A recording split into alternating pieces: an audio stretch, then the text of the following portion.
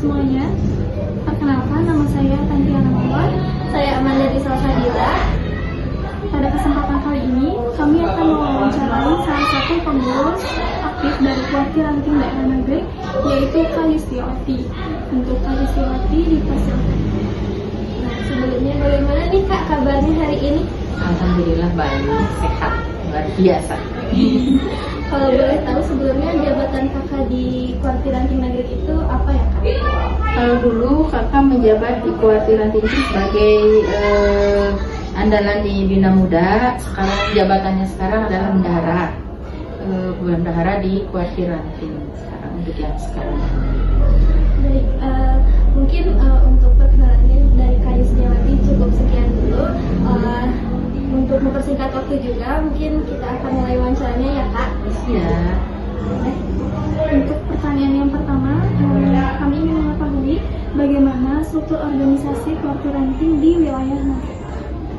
Struktur organisasi di Nagreg ini susunannya apa strukturnya dari kan mabiran ya. Kalau mabiran itu biasa ada camat, koramil, polsek itu distrik juga itu masuknya ke mabiran. Dari mabiran turun lagi ke mabibus. Kalau mabibus itu terdiri dari para kepala sekolah. Nah, dari kepala sekolah dari mabibus baru ke pembina di tiap-tiap bibus depan. Terus organisasinya seperti itu. Lalu siapa saja sih Kak yang termasuk dalam struktur kepengurusan Kuaran saat ini itu?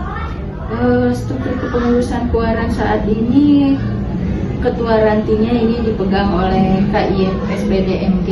Beliau adalah Mabibus di SDN Kujang. Kemudian ada Wakabina Muda, itu Kadindin Robanayani, itu beliau sebagai Mabibus di SD Ciaro 2. Dan juga ada ketua bidang binawasa, ada Kak Jajang Solihin SPDMG, itu beliau di Mabibus di SD Cibunat. Nah, kemudian ada ketua bidang organisasi dan hukum, itu ada Kak Imas Kurniawati, itu di SDN Cipaku. Beliau sebagai Mabibus di SDN Cipaku.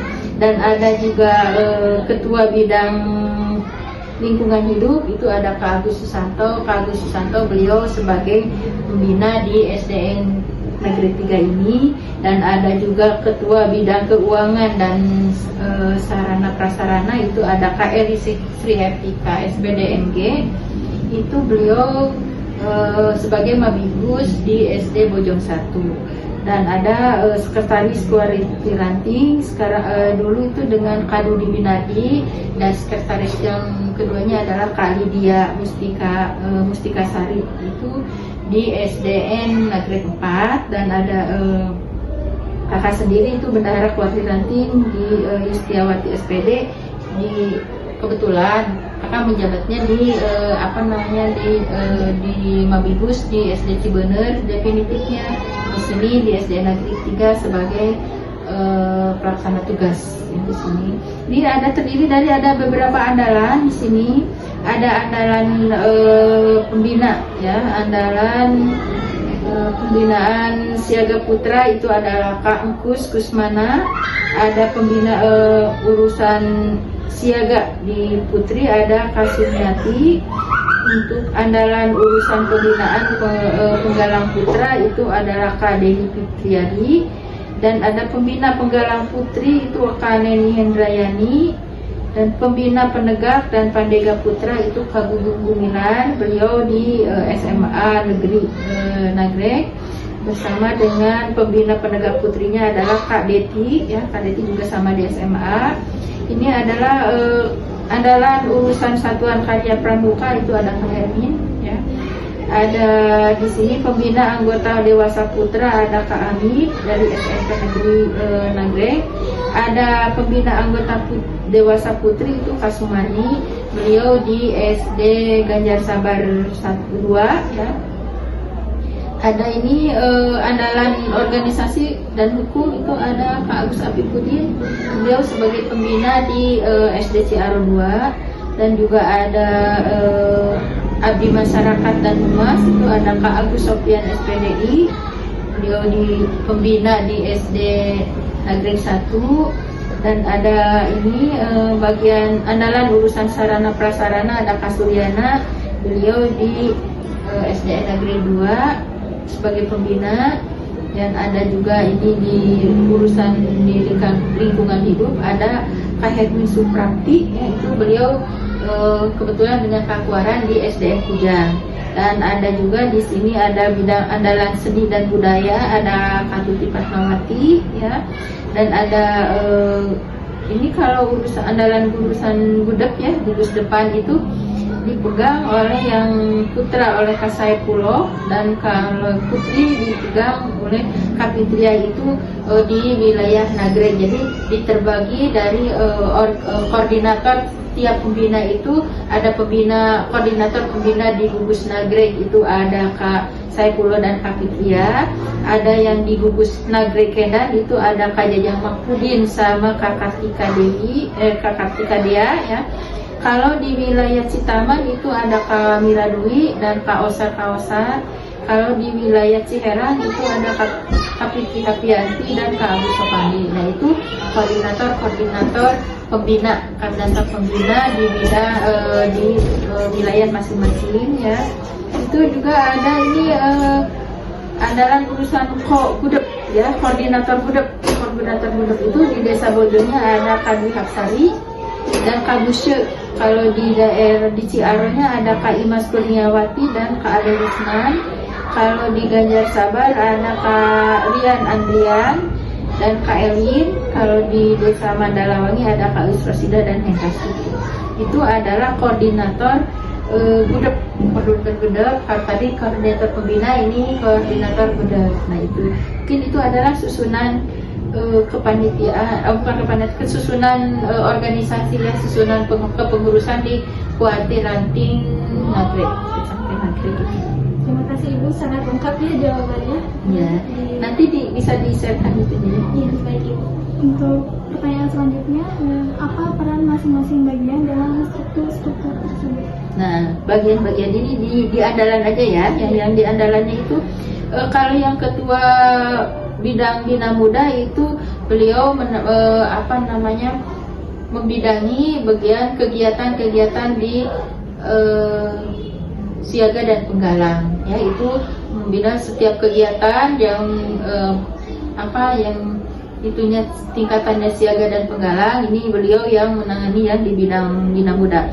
Kalau yang di Bina Wasa itu yang pembina bidang anggota dewasa itu seperti untuk pembinanya, bukan untuk pesertanya, untuk untuk siswa, tapi untuk pembinanya seperti kemarin baru dilaksanakan khusus mahir tingkat dasar untuk pembina-pembina supaya memiliki lisensi untuk menjadi pembina di gugus depannya masing-masing.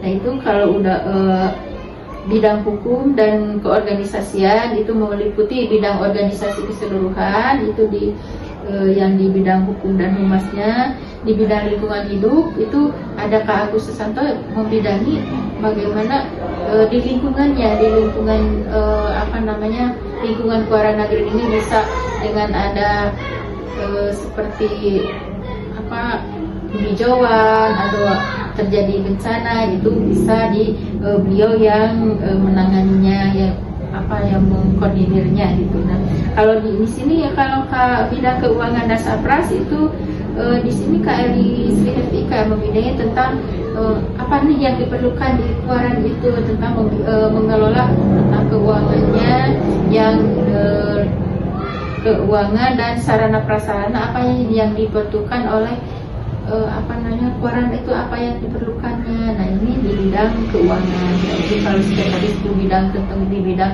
keorganisasian.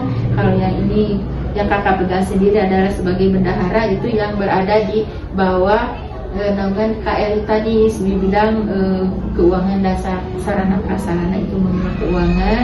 Dan ini ada pembina di bidang siaga putra, itu khusus mengalami kalau ada kegiatan siaga seperti pesta siaga ataupun kegiatan-kegiatan di bidang siaga itu dibina pembinaan andalan pembinaan siaga ya. dari di bidang siaga putra maupun putri ini sudah ada Kangku sama Kak Sumiati. Kalau andalan urusan bidang penggalang itu khusus tingkat, berarti yang mengurusnya hanya penggalang saja. Jadi kalau Kangku sama Kak Sumiati itu membimbinginya ya pengurusannya di bidang siaga, kalau yang Kak Deni sama Kak Neni itu yang penggalang. Nah, dari usia penggalang. Kalau di bidang ini Kak Gugum ini ada di bidang penegak. Kalau penegak itu kan usia yang SMA ya, seperti yang kata kakak semua ini. Juga masih di bidang ke Pandega ya, kalau kakak sudah ke Pandega nih. Terus ada ini satuan karya, itu bidang misalnya apa namanya, hasil-hasil karya dari kegiatan pramuka itu apa. Nah ini ada pembina untuk andalan untuk yang dewasa putra dan dewasa putri, itu yang penegak tadi ya, Pandega ya, yang Pandega, dan juga pembinanya itu di bidang itu.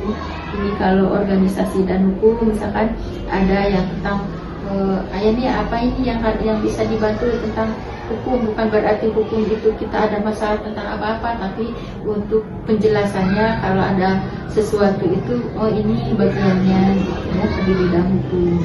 Dan ada lingkungan hidup tentang tadi penghijauan, sama yang itu yang di bawah naungan Kak Agus Susanto tadi, yang di andalan abdi masyarakat dan lingkungan ini membawahinya adalah andalan urusan organisasi tentang masyarakat dan lingkungan hidup itu. Jadi tentunya ke Kak Agus Susanto, ini yang di bawahnya ada Kak Agus Sofian itu lingkungan hidup.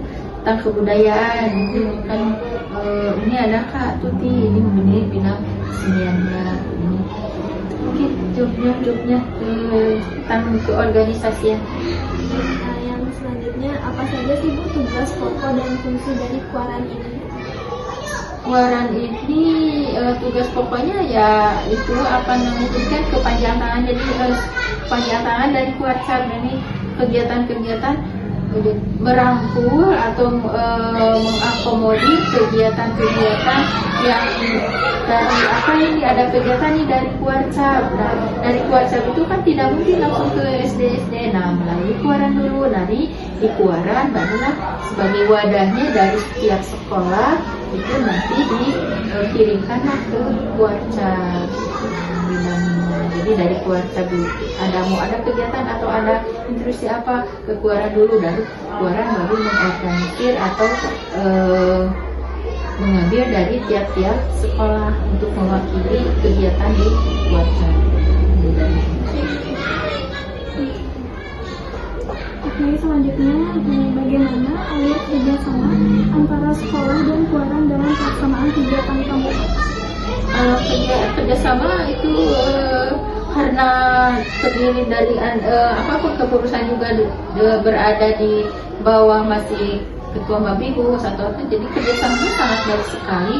Jadi kalau Kuaran mau mengadakan kegiatan apapun itu selalu berkoordinasi dengan pihak sekolah. Nah kebetulan semua andalan-andalan ataupun di sini kepengurusan itu ada memegang sebagai Mabibus, jadi koordinasinya sangat mudah gitu.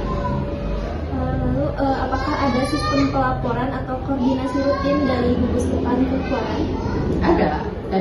Ada itu kan ada gugus musyawarah gugus, nanti dari gugus dilaporkan ke Kuaran. Jadi tidak setiap bulan sih ada, kalau misalkan di per tahunnya itu ada gugus musyawarah gugus. Nah Kuaran hadir ke gugus depan tersebut, nanti sudah dihadiri, ada pelaporannya langsung ke Kuaran gitu. Sama seperti kalau Kuaran mengadakan musran, kalau Kuaran kan musran, kalau di Kuarcap itu ada mustab ya untuk pemilih. Di Kuaran itu musran, terus ada mugus di setiap gugus. Nah sudah ada mugus, nanti ada rapat kerjanya, rapat kerja Kuaran, ada rapat kerja mugus dulu, rapat kerja Kuaran, nanti ada rapat kerja Kuarcap gitu. Jadi jenjangnya perjenjangnya seperti itu. Jadi menurut Kakak, bagaimana peran kegiatan pramuka ini dalam membentuk karakter seorang calon pendidik? Sangat sangat bagus sekali karena ilmu di pramuka ini kan dilatihnya disiplin, terus juga seperti yang tertera dalam Dasa Dharma itu semua sudah diterapkan di situ. Jadi membentuk sebuah karakter itu kan kita itu mencetaknya karakter ya, bukan barang. Kalau kita ini sebagai pendidik mencetaknya karakter bukan barang, berarti pendidiknya juga harus punya karakter. Di pramuka ini sangat bagus sekali untuk membentuk karakter seorang pendidik yang handal. Baik, selanjutnya nilai-nilai apa saja sih Kak yang didapatkan dari kepramukaan yang penting untuk dimiliki oleh guru SD khususnya? Nilai-nilainya sangat dari karakternya itu seperti yang sudah dibilang tadi ya, kedisiplinannya, terus juga solidaritasnya, tanggung jawabnya, kan pokoknya ya sudah yang diterapkan di Dasa Dharma itu diterapkan itu adalah sebagai modal untuk menjadi seorang pendidik. Itu sangat bagus, sudah terbentuklah seperti itu. Jadi sangat sudah siap pakai lah kalau sudah di pramuka dengan pendidik itu. Nah, untuk pertanyaan terakhir, apakah ada kegiatan pramuka yang bisa dijadikan contoh bagi pendidikan karakter di sekolah? Ada, itu kan seperti adanya camping gitu.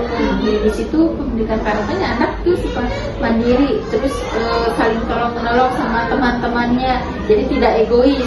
Oh ini kita punya ini sedikit, berarti kita harus misalkan ada makanan sedikit kita bersama-sama. Nah itu pembentukan karakter supaya si anak itu bisa dilatih untuk bisa berbagi, untuk tidak egois, untuk selalu bekerja sama.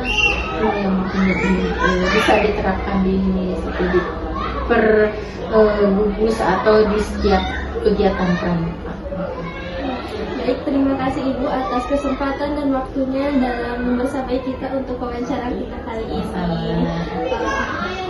Wawancara ini sangat bermanfaat dan membuka wawasan kami tentang peran penting Quran dalam membina gugus depan serta mendukung pendidikan karakter di sekolah.